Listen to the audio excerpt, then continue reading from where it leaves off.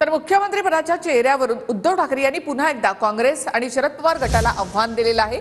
शरद पवार गट आणि काँग्रेसने मुख्यमंत्रीपदाचा चेहरा जाहीर करावा, आमचा पाठिंबा असेल असं उद्धव ठाकरे यांनी म्हटलंय।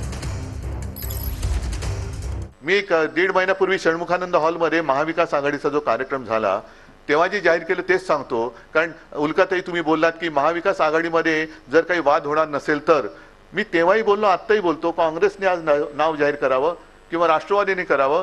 काँग्रेस आणि राष्ट्रवादीने एकमत बघावं। मी त्यांच्यापैकी कोणी नाव जाहीर केलं तरी माझा आत्ता पाठिंबा तुमच्या सगळ्यांच्या साक्षीने देतो। चला होऊन दे, कारण मुळामध्ये मला माझा महाराष्ट्र प्यार आहे, मला महाराष्ट्राचं हित साधायचंय। माझ्या डोक्यामध्ये काहीतरी अशी वेडी वागडी स्वप्न नाही पडत आहेत की मी मुख्यमंत्री झालो, मी पुन्हा येणार आहे, तेव्हाच यायचं नव्हतं, तू पुन्हा कशाला येईल? हसबंडचा विषयच नाही, आमच्याकडून तर काही प्रॉब्लेमच नाही। आदरणीय पवार साहेबांनी आधीच सांगितले आम्ही रेसमध्ये नाही, तेव्हा आमचा काही प्रश्न येतच नाही। त्याच्यामुळे अनबन कधी होते, जेव्हा दोन लोकांना एकच गोष्ट हवी असते ना, तेव्हा प्रॉब्लेम येतो। इथे काही इश्यूज नाही।